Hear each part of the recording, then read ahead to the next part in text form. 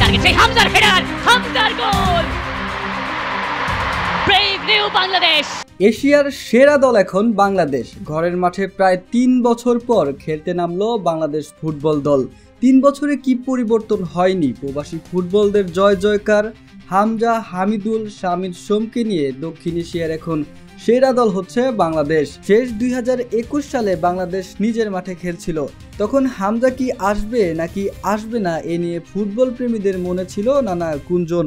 অবশেষে এবছর হামজা নিজের মাতৃভূমির জন্য খেলতে নামলো ভারতের বিপক্ষে। জয় না পেলেও ড্র নিয়ে শুরু হামজার যাত্রা। তবে হামজার সাথে যুক্ত হলো ফাহমিদুল ও কাজিম শাহ, সাথে যুক্ত হলো কানাডিয়ান প্রবাসী ফুটবলার।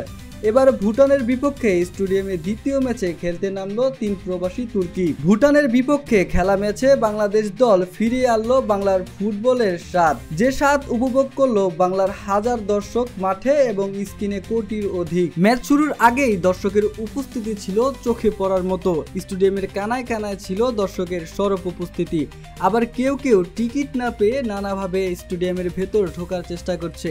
এই দেখে অনেকেই বলছে এই বুঝি ফিরল বাংলাদেশ ফুটবলের যৌবন।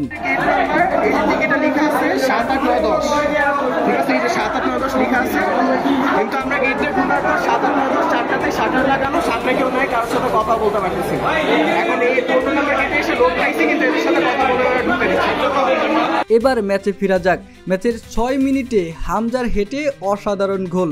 যেন বাংলার ফুটবল যৌবনকে উপভোগ করলো হাজার হাজার দর্শক। উল্লাসে ফেটে উঠল পুরা স্টেডিয়াম। প্রথম ভাগে 1 গোলেই ফিরল টাইগাররা। দ্বিতীয় ভাগে নামলো হামজা, কাজিম শাহকে ছাড়া। নেমেই সোহেল রানার দুর্দান্ত গোল। আবারও পুরো স্টেডিয়াম উল্লাসে মেতে উঠল। সবশেষে 2-0 গোল নিয়ে মাঠ ছাড়ল বাংলাদেশ ফুটবল দল।